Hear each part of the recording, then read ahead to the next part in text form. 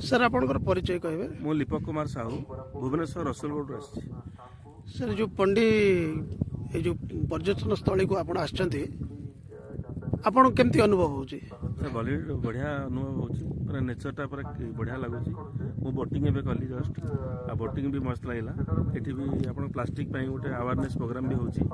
समस्त पुलिस वाले भी आछन समस्त आछन। एठी बढ़िया पिकनिक स्पॉट भी मु जाननथि। एठी मु आगुरु कोरापुट आसी बट एठी फर्स्ट टाइम आसी जी।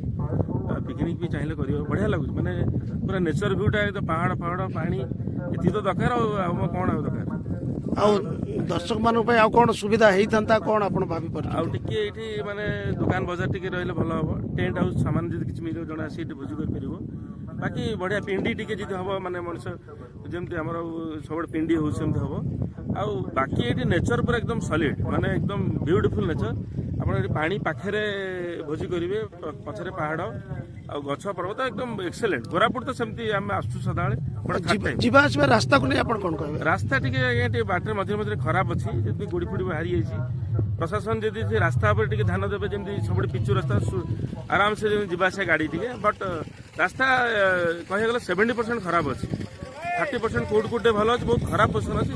यहाँ टे भल आम कम्युनिकेशन स्ट्रंग है बढ़िया लगे माने लोक आहरी बेसी बेसी आसी। या द्वारा सरकार को कौन आप सरकार को कहबी या पे फोकस करंतु कोरापुट को आउट डेवलप करंतु ये पंडी को भी आउट डेवलप करंतु। रोड कम्युनिकेशन रोड भी बहुत चौड़ा कम अच्छी मत लगेगा पिचु रोड जो 7 ରୁ 8 फुट चौड़ा हम मिनिमम 15 फुट करा रोड कम्युनिकेशन स्ट्रंग करा आ लाइट भी ना रात जर कि बाई चान्स कि सांझ फेरुव लाइट भी ना स्ट्रीट लाइट मोर दूर आशा स्ट्रीट लाइट हम एटा तो बोधे कोरापुट 10 किलोमीटर मत लगुच एटा बेस्ट प्लेस मु कहबी माने कोरापुट नियरेस्ट कहले पिकनिक स्पॉट विथ बोट फोट सब बढ़िया तो अच्छी मत बहुत खुशी लगे। मो फैमिली सहित अच्छी मोर आउ जड़े फैमिली मोर सड़े आसती सी भी आसती मोर नानी भी आसती सब बढ़िया लगे वी आर ऑल एंजॉय।